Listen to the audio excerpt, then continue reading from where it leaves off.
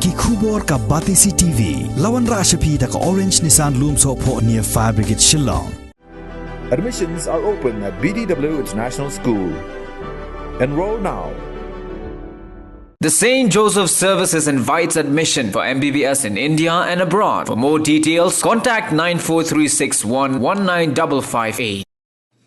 Central Agriculture University of Postgraduate Studies in Agricultural Science harangkat Jinghikai bat karila jong Farmers Produce Organization hagakhatla tarik ubnai naiwing arajar arpuway kila Jinghikai ba kerpang sikin Nongrep Kumno bakin Ïada bat bante lakam na Jingbam Khñiang jong ukaba ubaki rep hakipinthor kaba.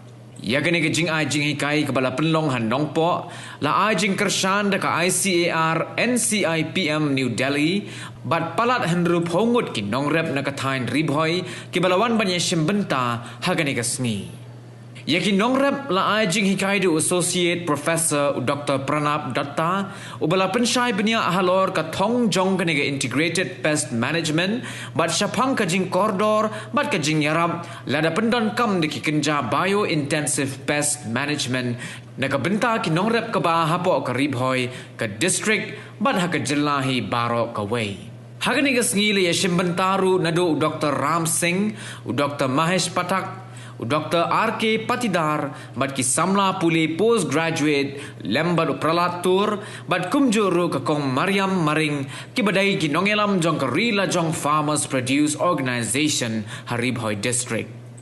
Mr. Ram Singh ji, the head and in charge chairman of the School of Crop Protection, and then the collaborating association that is Relajan Farmers Produce Organization के जो प्रेसिडेंट है मैडम Maryam, then vice president Pralatur ji, then chairman I'm sorry your name, I do not know your name, Baskem, then the PhD student of our school, that is School of Crop Protection, and more importantly हमारे किसान भाइयों, सबसे पहले मैं आप लोगों को धन्यवाद बोलना चाहता हूँ क्योंकि आप लोगों का मूल्यवान जो टाइम है उस टाइम को आप लोगों ने हमारे इस प्रोग्राम को सक्सेस करने के लिए दिए हैं।